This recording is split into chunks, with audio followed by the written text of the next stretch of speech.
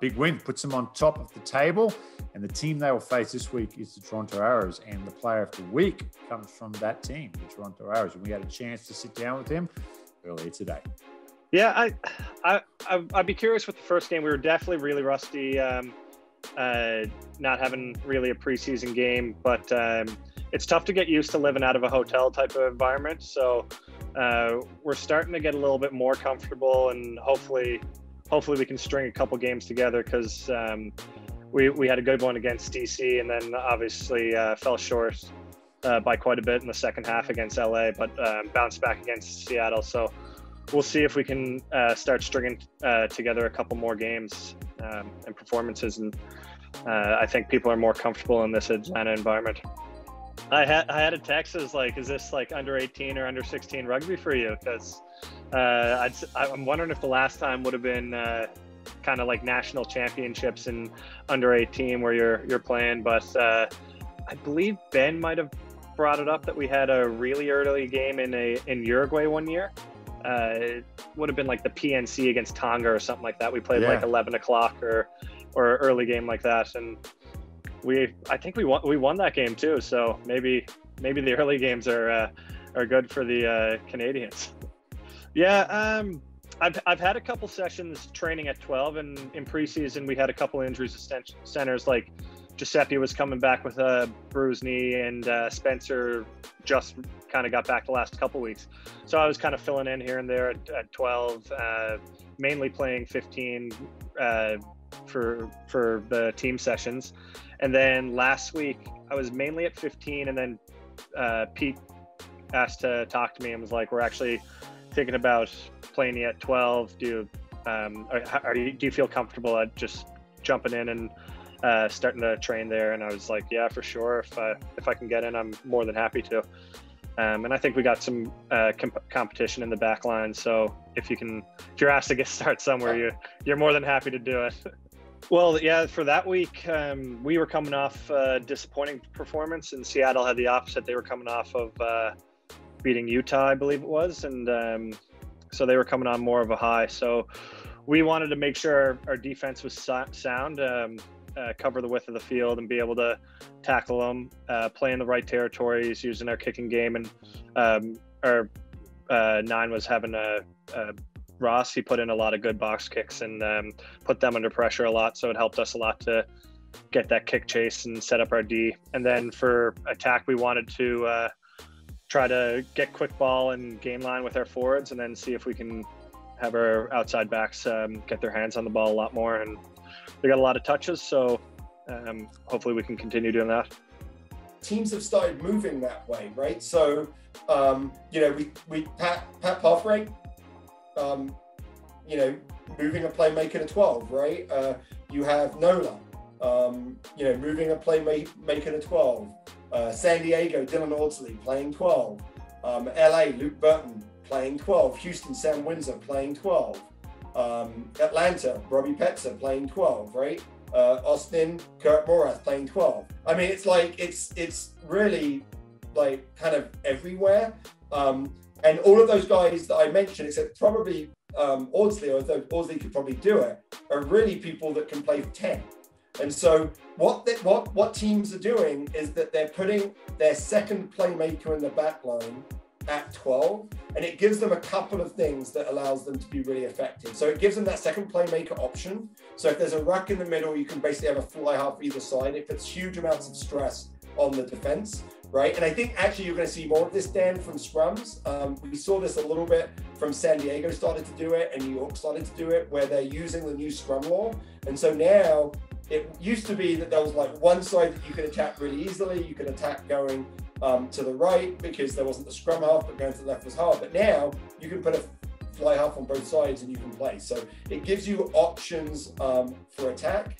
It allows you to play with more width. I mean, there were a couple of passes that Sam Windsor had that are these like beautiful skip passes from 12 that hits the 15 that can get you outside of the rush defense that everyone is trying to do. And of course, it gives you another kicking option. I'm going to pick on Sam again because I think he actually played that position really well, where the ball comes out to him. Now, what wings are taught when the fly half passes the ball, you're supposed to come up. right? And then the fullback's supposed to come across. But if the fly half is passing to another kicker, when that wing comes up, it creates the space for the kick behind the wing. And so by having a playmaker and that 12 position, you're asking a lot more questions about the defense. But as we, when we talk to Pat, the downside of it is you're much closer to the forwards of the opposition. You have to tackle a lot more. You've got to be more physical. It's more difficult for you to get over the gain line, right? Because you have a smaller guy that maybe isn't such a good runner. Pick'ems. Let's get the pick'ems going. All right, NOLA on the road. Rugby, ATL. They're in the snake pit. What do you think? It's a tie. I'm just going to go for whatever I don't think it's going to be. No, this is a great game. This is going to be Nola's attack against ATL's defense. Nola comes off a very tight win. Rugby ATL comes off a very tight loss. ATL signed another top tight head prop. I mean, their scrum is going to be really, really strong. Nola has some good depth in the scrum as well. This is going to be really interesting. Eskura worked as fly half in the first week, ended up running the ball a little bit too much in the second week. So you want to see, we might see Petzer at 10 as ATL try and work that out. I think Nola's a little bit more settled in their back line. I think that Rugby ATL have a penalty problem. I don't know if they can solve it. Nola have a big foot in Carl Meyer.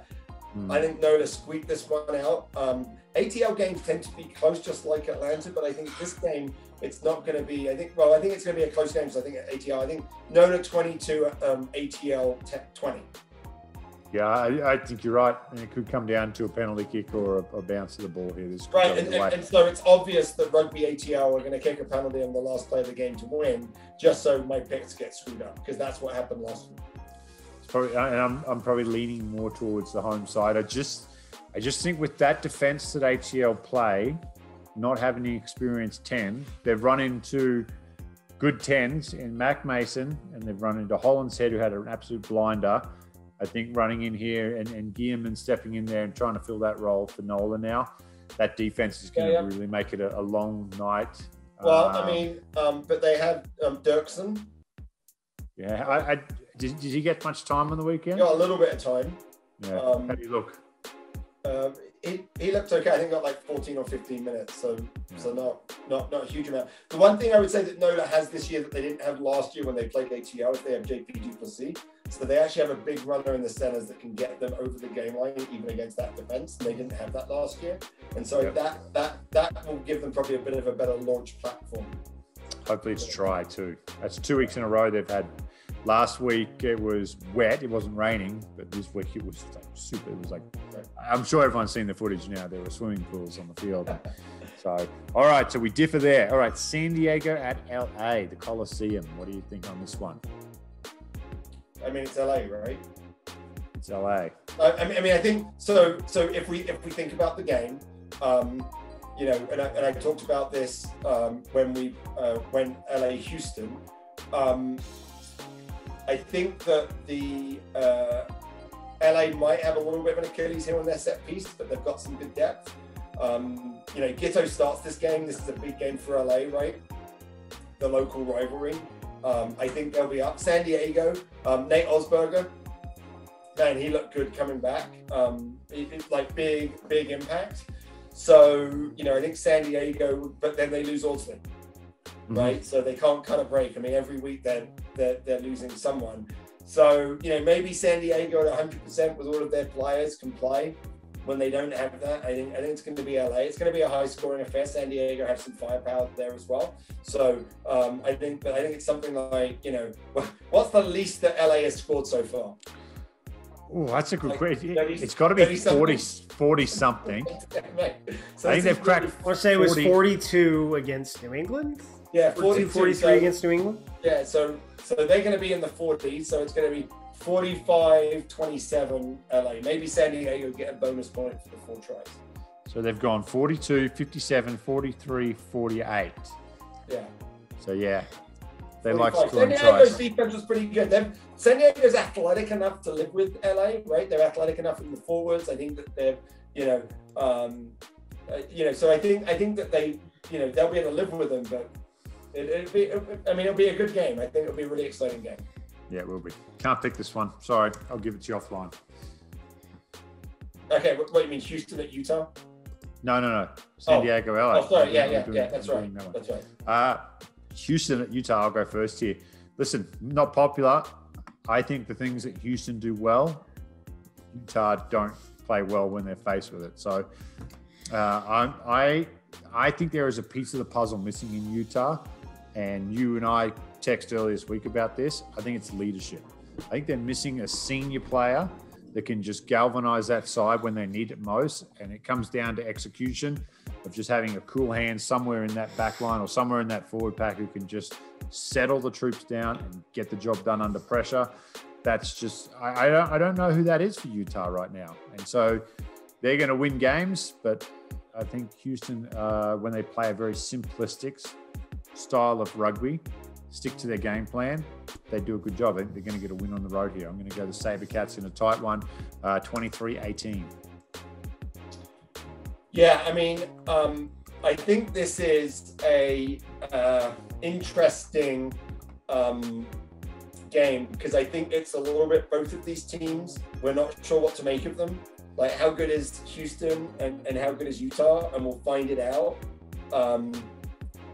like this week, right? So the question is, do you believe like the Utah the first two games, all they are is an execution or two away from being maybe 4-1? A couple of lineouts that they missed, things like that, drop balls. Or do you see Houston as being on this upward swing and that they really, took it to LA and they're really good? I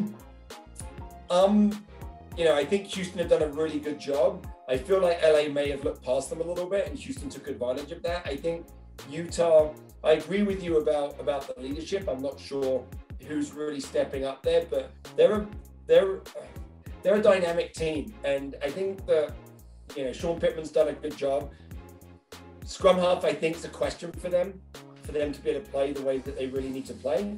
So maybe Sean Davies can put the boots on. Maybe. That'd be interesting. That would change a lot of things. The best comparison I could give you is Utah's like a Lamborghini without a steering wheel.